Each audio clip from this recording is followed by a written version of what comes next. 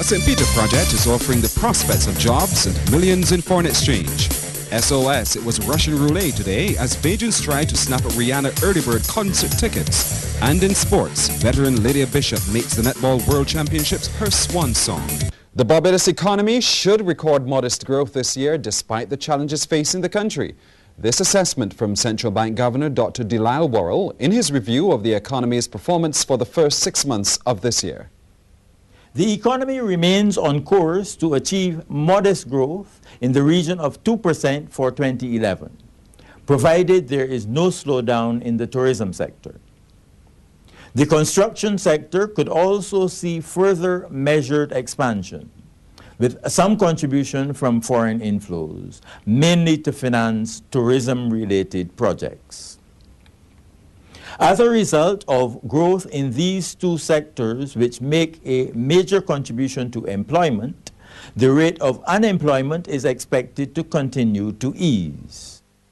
Dr. Worrell notes that an increase in tourist arrivals has not been enough to improve Barbados' foreign exchange position. The winter tourist season saw a turnaround in arrivals after 2 years of decline. However, tourists have spent less while vacationing on the island. As a result, there has been no build-up in foreign exchange reserves in the first half of the year. Nonetheless, reserves remain more than adequate, at the equivalent of 20 weeks of imports. Business profitability has not recovered, and corporation tax receipts fell short of expectations.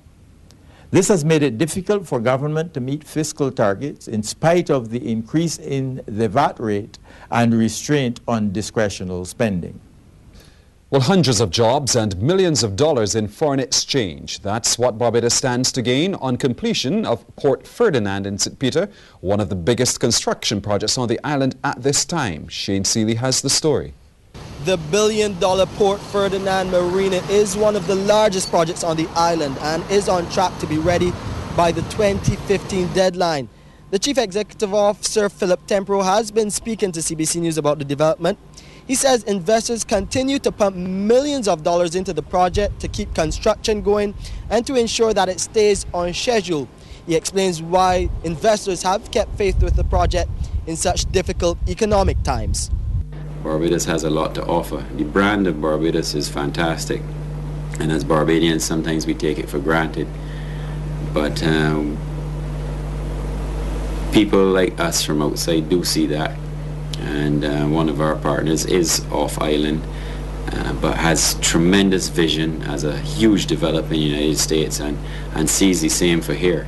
So we've been very blessed. Mr. Tempero says the Port Ferdinand project currently employs over 400 people and is fueled primarily by foreign exchange.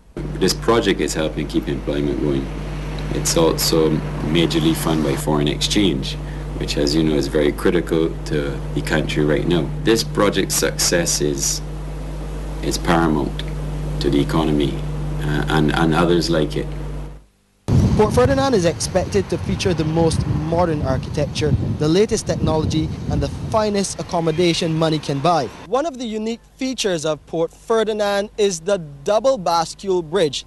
At $11 million, it's the only one of its kind in the Western Hemisphere. It will allow boats to sail in and out of Port Ferdinand into the lagoon once complete. Now, Mr. Tempero says he will start to unveil some of the finished segments of the project by the end of this year. I'm Shane Seeley for CBC News. It is the show Barbadians are not only talking about, but putting their money behind. Thousands rushed to the box offices to get their hands on the tickets for Rihanna's loud concert after they went on sale this morning. Lisa Lord reports. If you already have an early bird ticket for the Rihanna concert, consider yourself lucky. The tickets went on sale today, but hundreds of Barbadians who rushed to box offices across the island, they left empty-handed as the tickets went like hotcakes. Some people were standing outside CS Pharmacy Broad Street from as early as 6:30 this morning, waiting to get their hands on the hottest tickets in town. But the early bird tickets and some others were sold out in less than 2 hours. All the other tickets that we had, VIPs, luxury VIPs, Haynes and Greenwich and 3Ws, all those have sold out. The VIP tickets were also in big demand. Some people weren't just buying one or two, they bought as many as 9. I just came here to collect 9 VIP tickets for us and also regular tickets for our group for the show. The event, which is being marketed by the Barbados Tourism Authority, is expected to bring hundreds of visitors for the show, and at least one of them took the opportunity to get their tickets early.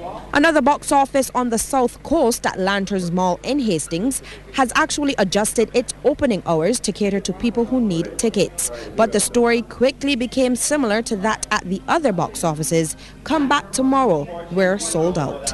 Lisa Lord, CBC News.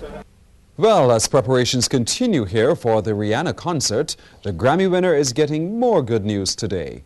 Rihanna is the new face of Emporio Armani. The Barbadian singing sensation has been signed up by the Italian fashion house to appear in campaigns for Emporio Armani underwear and Armani jeans.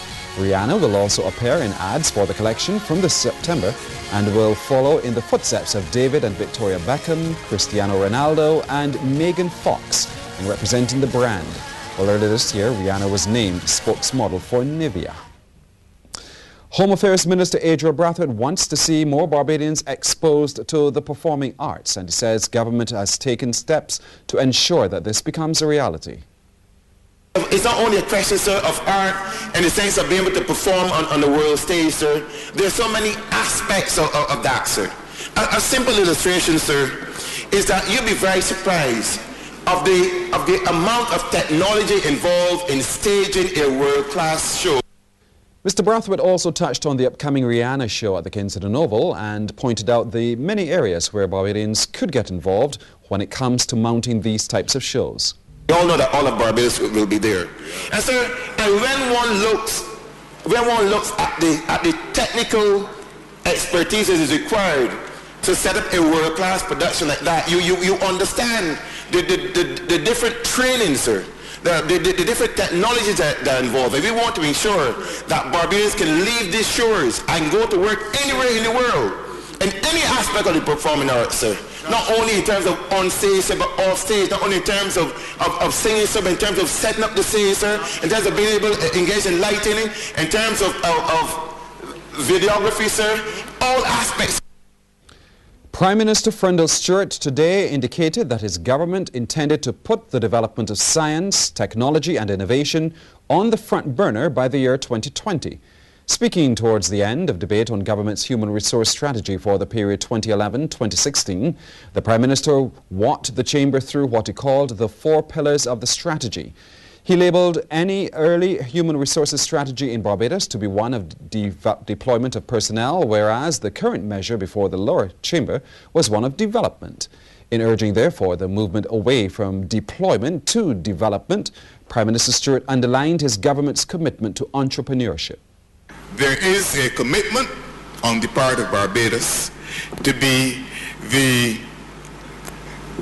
entrepreneurial hub in this part of the world by the year 2020. That's a goal that has been set by a group of patriotic Barbadians who are working very hard to ensure that that goal is achieved. But if it is going to be achieved, we're going to need people young and not so young to change their attitudes to issues of risk-taking, issues of innovation, and to recognize that what very often we see as problems are really opportunities. Well, Barbados may have dropped the ball some time ago with respect to the development of solar energy and alternative energy creation. This view is being held by Minister of International Business and International Transport George Hudson. In his contribution to the debate in the House of Assembly on government's human resource strategy up to 2015, Minister Hudson noted that this proposed strategy envisages the development of research, innovation and entrepreneurial capacity. This, he added, will call for a general shift from the purely academic environment of the 60s. However, the minister cautioned that the country must ask itself a number of questions relating to the status of solar energy and alternative energy creation. The ball, in my view,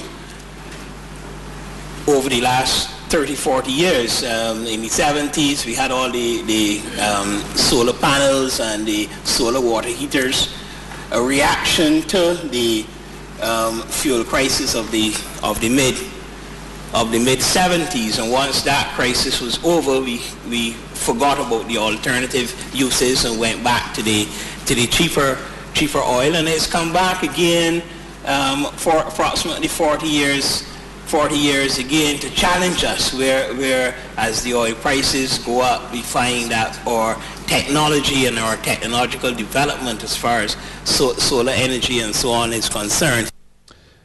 Minister of the Environment and Drainage, Dr. Dennis Lowe, has underscored government's seriousness about transforming Barbados into a low-carbon economy.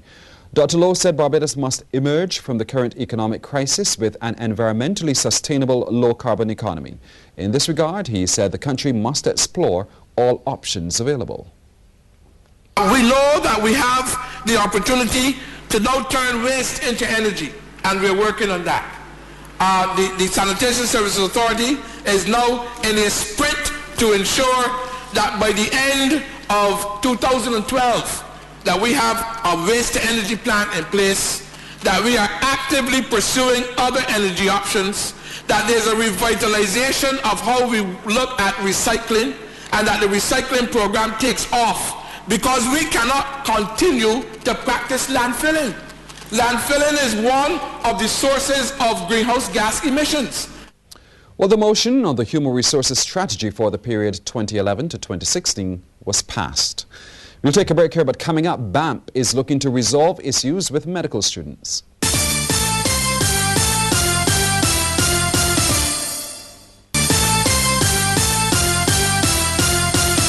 The Barbados Association of Medical Practitioners says it's hoping to resolve all issues affecting consultants and medical students on Friday. BAMP's statement followed a special meeting this morning involving over 120 of its members to discuss several important matters. That meeting started after 10 in the morning in the auditorium of the QEH and lasted over 2 hours. Health Minister Donald Innes is scheduled to meet with BAMP and the QEH board on Friday to thrash out issues which the doctors' organization has raised. BAMP's Public Relations Officer, Dr. Wayne Clark, says employment contracts, the payment of gratuities and outstanding staff appointments were among issues discussed at today's meeting. As you're aware, there is going to be a meeting later on this week with the Minister, which we anticipate resolution of these outstanding issues, including contractual issues as well as QH negotiations. We also address issues related to the polyclinic as well as private practice. And in addition, there were a number of concerns raised about the number of medical students graduating and our ability to place them after graduation. Meanwhile, BAMP's President Dr. Carlos Chase is defending scathing criticisms he made recently about Cuban-trained doctors. Dr. Chase's criticism has been challenged by some organizations here and a few persons with influence in the region. He says the matter will be settled by the Medical Council. We hope that our raising concerns will bring the discussion to the fore, so we get a national, international panel come together to resolve this issue. And we look forward to that happening. Well, the police are looking for the driver of a hired car which was involved in a hit-and-run accident on Sunday afternoon that left a 77-year-old woman injured. Police say a truck was the other vehicle involved in the accident, which occurred at Mount Breviter, St. Peter. The driver of the hired car, a white Toyota, lost control and ended up on a sidewalk, striking Emma Rudder of Bishop's Tenantry, who complained of pain in the feet. The driver reportedly left the scene of the accident.